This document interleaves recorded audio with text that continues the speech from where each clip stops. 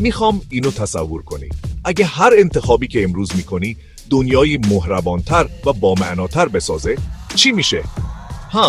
این قدرت واقعی زندگی با اخلاقه. فقط مربوط به لحظه‌های بزرگ نیست.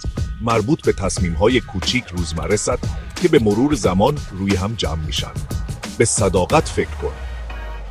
فقط راست گفتن به دیگران نیست، بلکه با خودت صادق بودنه، حتی وقتی کسی نگاه نمیکنه.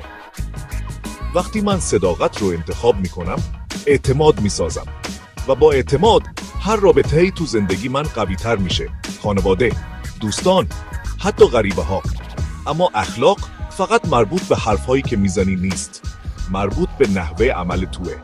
احترام، مهربانی، انصاف. اینها فقط کلمات قشنگ نیستند. اینها مواد لازم برای زندگی هستند که احساس رضایت بخش میده. هر بار که در رو برای کسی باز نگه میدارم، بدون قطع کردن گوش میدم یا بدون انتظار برگشت چیزی میبخشم، دارم یه سرمایه گذاری کوچیک توی دنیای بهتر میکنم.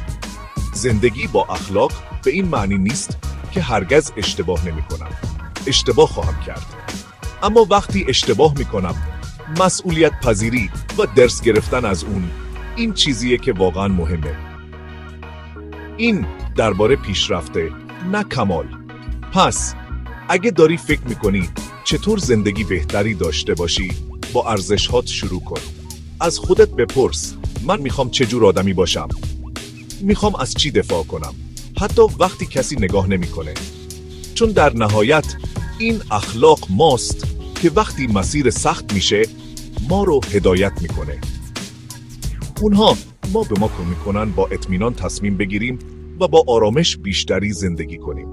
و بعد قول میدم زندگی که با ارزش‌های قوی هدایت میشه همیشه ارزش زندگی کردن رو داره. اگه این ویدیو برات مفید بود، لطفاً کانال رو سابسکرایب کن و ویدیو رو لایک کن تا بتونیم با هم دنیای بهتری بسازیم.